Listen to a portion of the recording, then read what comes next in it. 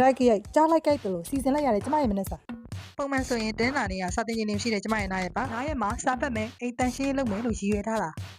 မနေ့ရမှာမျိုးသားကလူနာမေးသွားလို့ရှိရဲဆိုတော့မနေ့စာပါအေးလားစီစဉ်ရပြီပေါ့မနေ့စာချက်ဖို့ဘာရှိလဲကြည့်လိုက်တော့မနေ့ကညကြံတဲ့ထမင်းရဲ့အသီးပဲနေနေရဲ့ငဖယ်လုံးရဲ့ဒါပဲရှိတယ်ကဲရှိတိုင်းနဲ့ပဲစီစဉ်လိုက်တာပေါ့ရှိတာနဲ့ဘာချက်ဖြစ်လဲဆိုတာကိုစက်ကြည့်လိုက်နော်အရင်ဆုံးမုံကြီးမြက်ကိုစေးမယ်စေးတဲ့အခါကျမကတော့စားလေးနည်းနည်းထည့်ပြီးစေးပါတယ်မုံလောင်းတွေကိုခွန်ချစ်ထားမယ်ငဖယ်ကိုလည်းခါစားလေးပြီးထားမယ်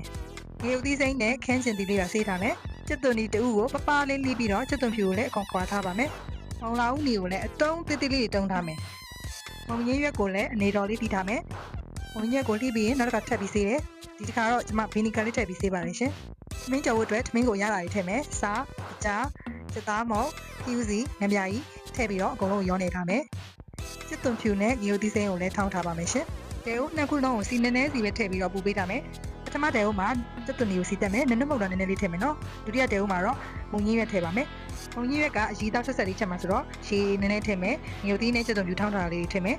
သမင်းကြော်မယ်ပထမတဲဦးထဲမှာငဖယ်လုံးလေးထည့်ကြော်မယ်မုံကြီးရွက်ထဲမှာအရသာအတွက်စားစသားမုံနဲ့တခြားနည်းနည်းလေးထည့်ပါတယ်ပြီးထားတဲ့ခင်းချင်သီးလေးပါရောထည့်မယ်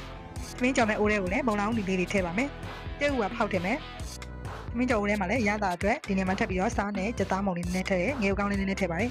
ဒီချိန်မှာပဲမုံကြီးရွက်အဆက်ချက်အရီတောက်လင်းလေးကရသွားပါပြီ။သမင်းကြော်အိုးရဲ့ကိုလည်းသမင်းစားထည့်ပါပြီ။အိမ်မှာမာလာရှန်ကောနှစ်လေးရှိနေရတယ်အနံ့မွေးတော့နည်းနည်းလေးထည့်လိုက်တယ်။ခဏလောက်မွေးပြီးတော့သမင်းကြော်လေးချက်ပါပြီ။အေးစစ်စစ်ထိုင်စားဖို့အချိန်မရှိတော့တာဖြစ်တဲ့အတွက်သမင်းနဲ့ဟင်းကိုချိန်နဲ့ထည့်သွားပါမယ်။ဒီမိုးချိုးပြင်ဆင်ပြီးတဲ့အချိန်မှာပိုက်ကရမ်းစားနေနေရတော့နည်းနည်းတော့စားလိုက်အောင်မယ်။မကွေးမျိုးကိုစပြီးထွက်ပါပြီရှင်။ကားဝါမစင်းခင်လေးဘိုက်ကိုအရင်ဖြည့်လိုက်အောင်မယ်။စားကြပါအောင်ရှင်။မကွေးတင်ကြရေးစင်းကိုရောက်ပြီးလူနာမိတာအောင်မယ်နော်။ Bye bye